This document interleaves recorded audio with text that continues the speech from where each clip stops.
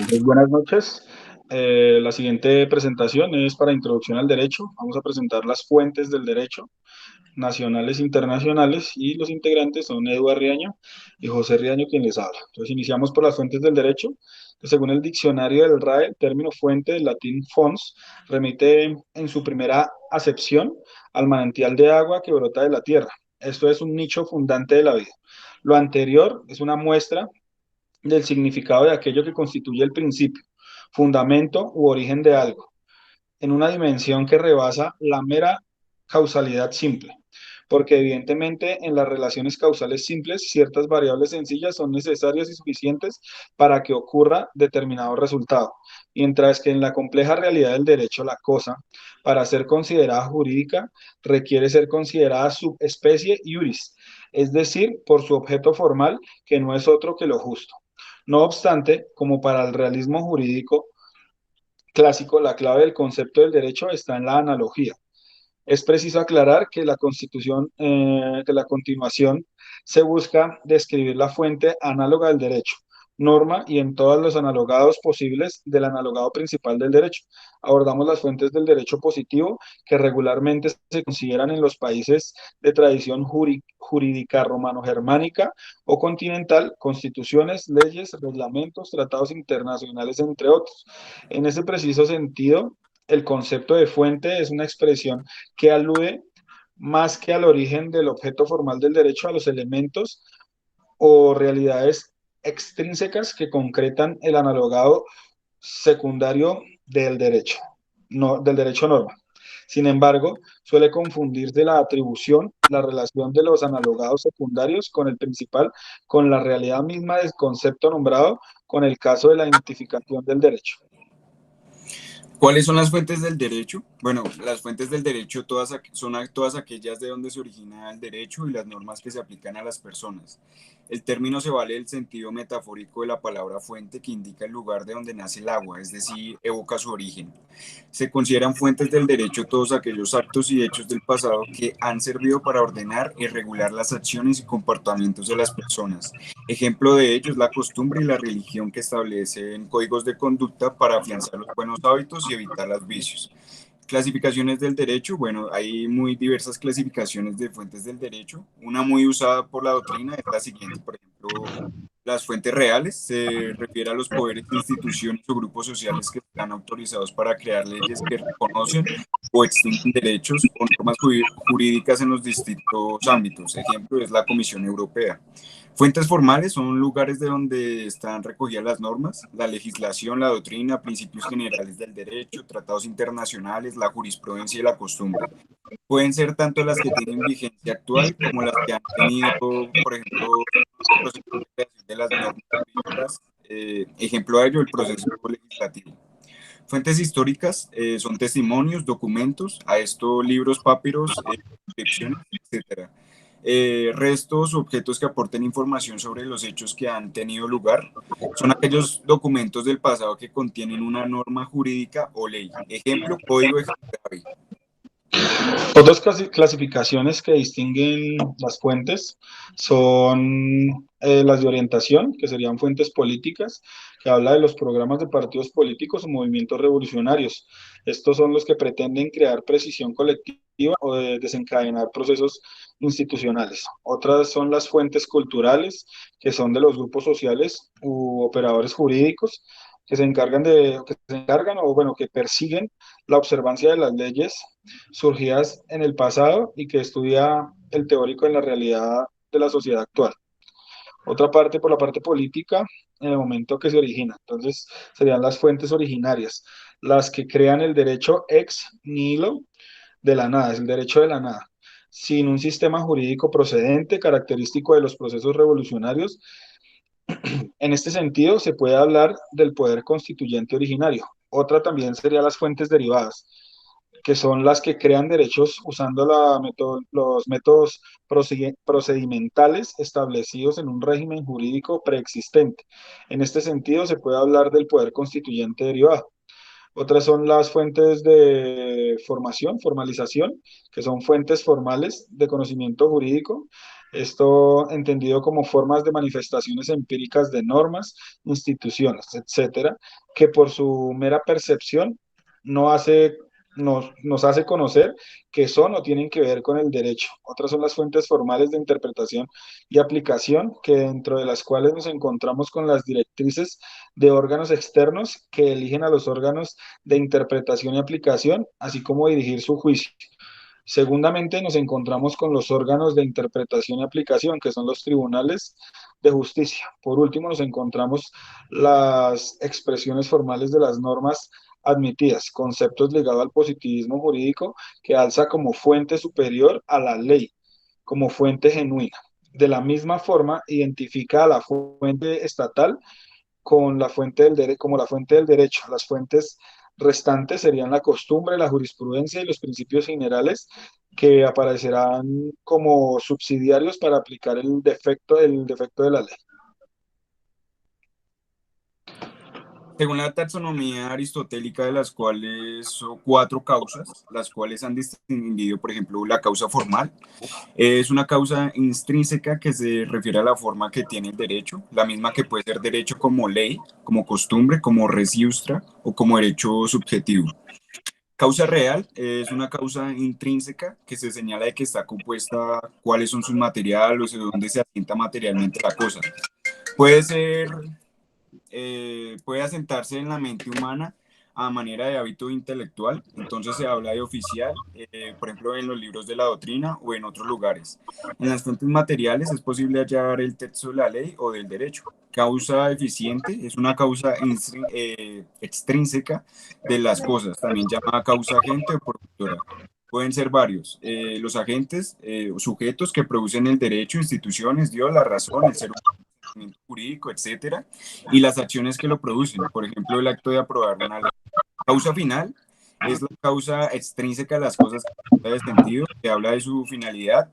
En ella están los fines, bienes y valores jurídicos, la paz, libertad jurídica, obediencia, etcétera. Y en último término está el ser humano, visto como un fin último del ordenamiento jurídico. Como seguimos con las partes de fuentes formales, que son fuentes formales del derecho, los textos y documentos en los que se recopilan las leyes o conceptos relacionados con estas, como por ejemplo la legislación y la doctrina. También lo son las costumbres, las jurisprudencias, que consisten en los procesos de creación de leyes, son, modo ejemplo, los alcances y funciones. Las fuentes formales del derecho son la legislación a través de los órganos del Estado o los poderes públicos. Se crean y promulgan un conjunto de normativas jurídicas aplicables y organizadas de manera jerárquica. Son las leyes que se encuentran escritas en textos legislativos, como por ejemplo en la constitución de un país, los reglamentos o las ordenanzas. A este tipo de fuentes también se le conoce como fuente directa o fuente de acto, ya que se refiere a las normas jurídicas que contienen la ley en sí mismas y que son carácter primario. También encontramos un segundo tema que serían las costumbres. Se trata de una fuente formal y es la fuente formal más antigua. Es de carácter cultural y conlleva a una serie de conductas que son jurídicamente obligatorias y que se aplican de manera generalizada en una comunidad. Por ejemplo, no poner en riesgo ni atentar en contra de la vida de otra persona. También se le conoce como fuente de hecho, pues establece cuando una regla o normativa se considera costumbre social. Vamos la tercera fuente, que sería la jurisprudencia. Es la interpretación de las leyes que realiza el juez en casos donde las leyes primarias no resuelven de manera clara los asuntos discutidos y los asuntos discutidos y presentan dificultades en la integración de la interpretación de estas. Es establecida por el Tribunal Superior. También se le reconoce como fuente indirecta, que por sí misma no crea en el derecho, pero ayuda a interpretar y a explicar la ley. Ahora, cuarto tema o la cuarta fuente encontraríamos la doctrina, son las interpretaciones u opciones que hacen los juristas sobre las leyes para aclarar de manera teórica las interpretaciones de ciertas normas y sus aplicaciones. Igualmente se considera una fuente indirecta. Bueno, en las fuentes materiales o fuentes reales, toman en cuenta la realidad social de un país o comunidad para determinar el contenido de una ley de carácter jurídico. Estas leyes o normativas pueden ser creadas a través de las autoridades u organismos autorizados para ello, como por ejemplo el Parlamento o la Asamblea del país en cuestión. En Colombia sería el Senado.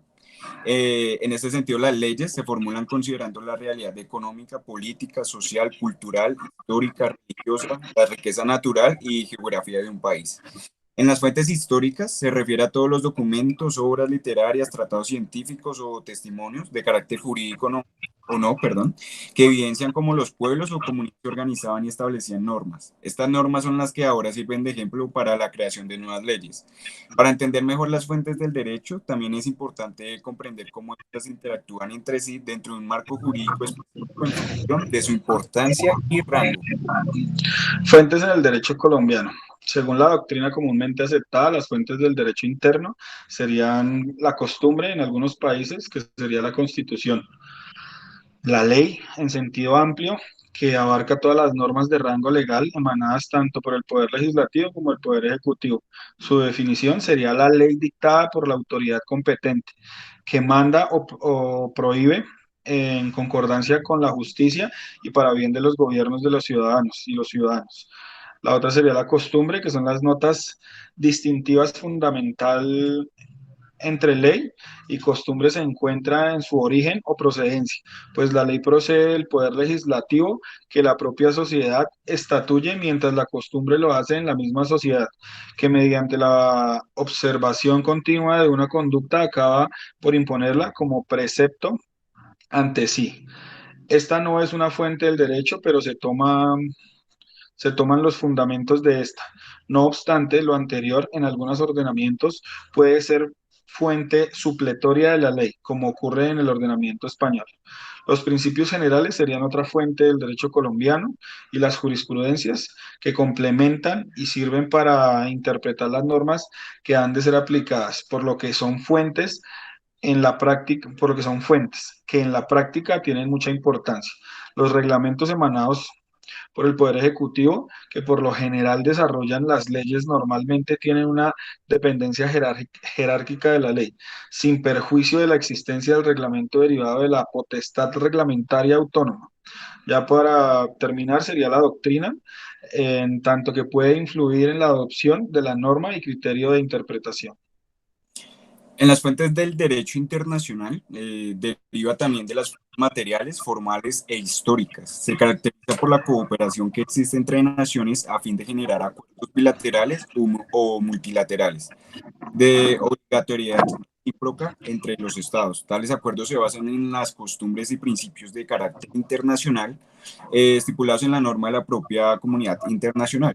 Como ejemplo, se pueden mencionar los tratados internacionales, la jurisprudencia internacional, la creación de organizaciones de carácter internacional, la Corte Internacional de Justicia, entre otros.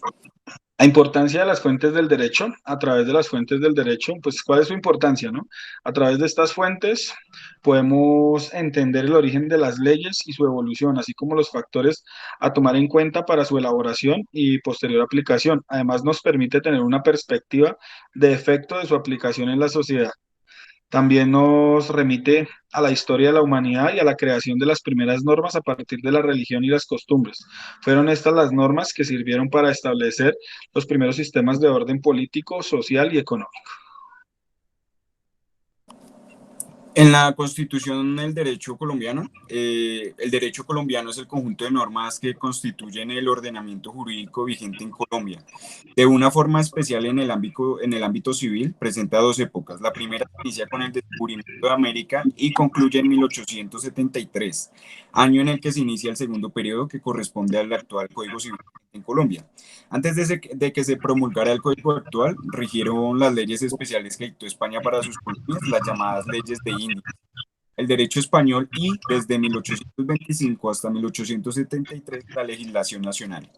El 26 de mayo de 1873, el presidente colombiano Manuel Murillo Toro aprobó como Código Civil de la Unión el Código de Santander, que había sido copiado del Código de Cundinamarca, que a su vez era reflejado del Código Civil chileno de Andrés Bello. El trabajo de Andrés Bello estaba muy influido por las corrientes jurídicas compiladas en el Corpus Iuris, derecho romano puro, pero así también por el derecho germano, códigos de Austria y Prusia, de modo especial de la obra de Versalles El, el antiguo derecho español, el código de las siete partidas, misma recopilation, eh, y el derecho francés de toda la obra de Potrier y el código de Napoleón, escrito en 1804 con los comentarios de Delvincourt y Rogron. Las fuentes del derecho colombiano serían la Constitución, la ley, la costumbre, los principios generales del derecho. Son fuentes del derecho colombiano. En su artículo 4, la Constitución es considerada como la norma de normas y como tal fuente indiscutible de derecho, al tener que desarrollarse todo el derecho con sujeción a la ley fundamental, obligando a los gobernantes y gobernados. La ley está consagrada en el artículo 4 del título preliminar del Código Civil que establece: la ley es una declaración de voluntad soberana manifiesta en la forma prevenida en la Constitución Nacional. El carácter de la ley es mandar, prohibir, permitir o castigar. Por parte de la costumbre, recogida en el artículo 13 de la Ley 153 de 1887, se define siendo general y conforme a la moral cristiana. Constituye derecho a falta de legislación positiva. Pero en el artículo tercero del Código de Comercio, legislación que recurre con mayor frecuencia a esta fuente, donde se concreta su sentido cuando establece lo siguiente: la costumbre mercantil tendrá la misma autoridad que la ley comercial, siempre que no la contrarie manifiesta o tácitamente, y que los hechos constitutivos de la misma sean públicos, uniformes y reiterados en el lugar donde hayan de cumplirse las prestaciones o surgido de las relaciones que deban regularse por ella. En defecto de costumbre local, se tendrá en cuenta la general del país, siempre que reúna los requisitos exigidos en el inciso anterior. Los principios generales del derecho se consignan en el artículo octavo de esta legislación. Cuando no hay ley exactamente aplicable en casos controvertidos, se aplicarán las leyes que regulen casos o materiales o materias semejantes. En su defecto, la doctrina constitucional y las reglas generales del derecho, o también la jurisprudencia. Sobre esto la Corte Suprema de Justicia, en sentencia 23 de junio de 1958, menciona: el ordenamiento jurídico no está constituido por una suma mecánica de textos legales. No es, como pudieran creerlo, una masa amorfa de leyes. Todo orden jurídico está integrado por ciertos principios generales, muchos de ellos no anunciados concretamente en el Código Civil, pero de los cuales sin duda se han hecho aplicaciones concretas a casos singulares. Bueno, entonces ahora los vamos a dejar con un video, pues hasta aquí llega la exposición de nosotros.